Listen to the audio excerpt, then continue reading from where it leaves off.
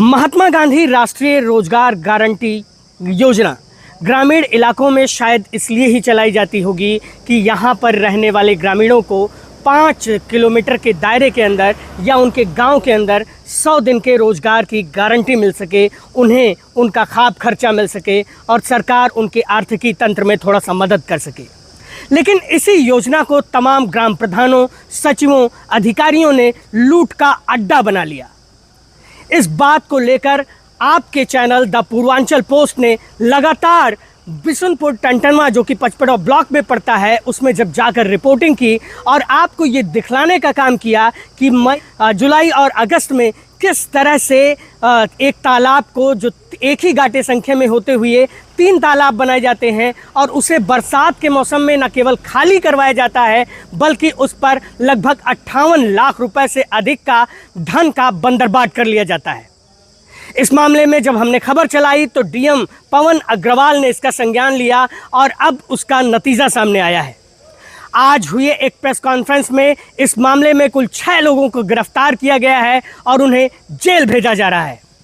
बताया जाता है कि ये मामला इतना पेचीदा था क्योंकि ये जो पैसा आया था, ये पैसा जो गया था वो सरकार के खाते से पैसा ग्रामीण मजदूरों के यानी कि मनरेगा मजदूरों के खाते में आया था।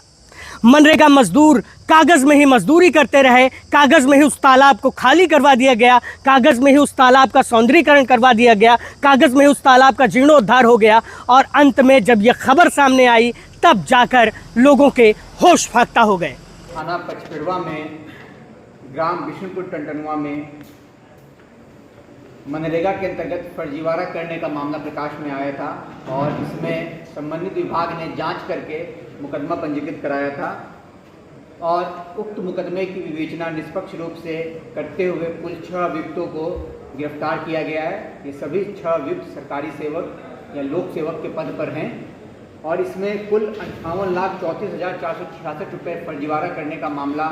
आया था, जिसमें था कि एक तालाब को 3 तालाब दिखाकर उसमें मनरेगा से काम दिखाया गया था, लेकिन एक्चुअल में कोई कार्य वहाँ हुआ ही नहीं था। इसमें विवेचना में जो साक्ष्य हमें मिले हैं उसके अनुसार जब काम दिखाया गया है वो वर्षा ऋतु का मौसम है और उस समय बहुत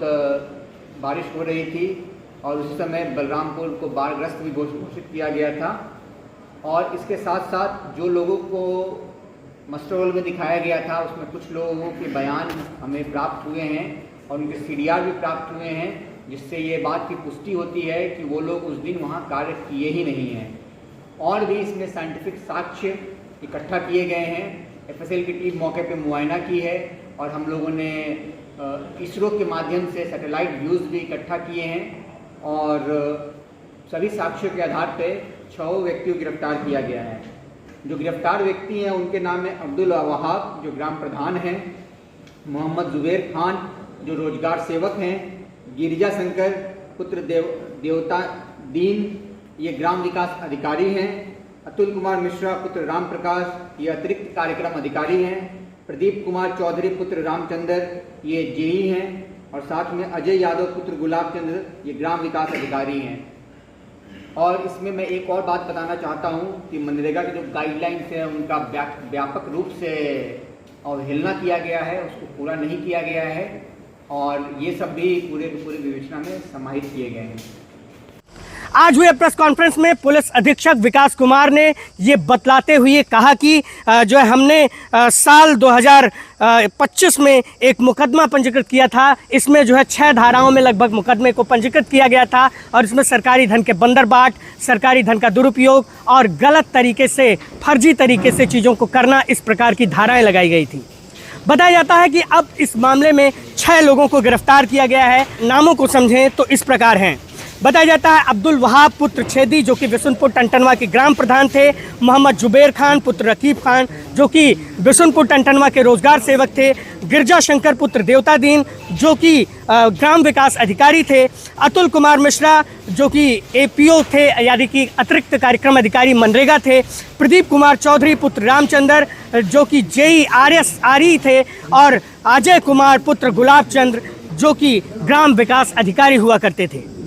अजय कुमार का नाम इसलिए थोड़ा सा इस पर बात करना जरूरी है क्योंकि अजय कुमार के दौरान ही बताया जाता है कि इस पूरे मामले को रचा गया था और उसी दौरान उनका ट्रांसफ़र हो गया और उसने एक ही तालाब को एक ही गाटा संख्या को 3 तालाबों में बांटते हुए इस काम को शुरू करवाने का प्लान बनाया था। इसमें अब कई सवाल भी उठ रहे हैं। अगर इन लोगों को गिरफ्तार किया गया है तो उस वीडियो की भूमिका कहाँ है और डीसी मनरेगा की भूमिका कितनी अहम थी इस पूरे मामले में, इसकी भी जांच होनी चाहिए।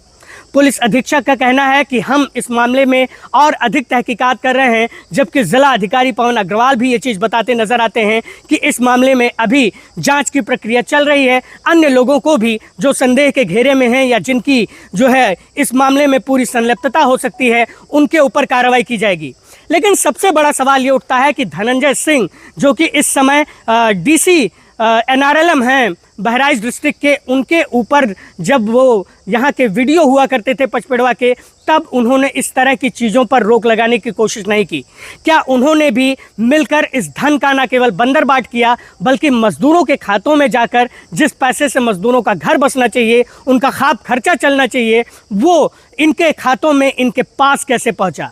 कुल मिला के पुलिस ने 38 लाख रुपए की रिकवरी की बात कही है कि जो इस पूरे मामले में बंदरबाट किया गया है। अब देखना होगा कि इस मामले में जब जांच शुरू होती है और जांच कितनी दूर तक जाती है और क्या वो बड़े जो जाइंट्स हैं यानी कि जो बड़े अधिकारी हैं वो भी इस मामले के लपेट में आते हैं अथवा नहीं।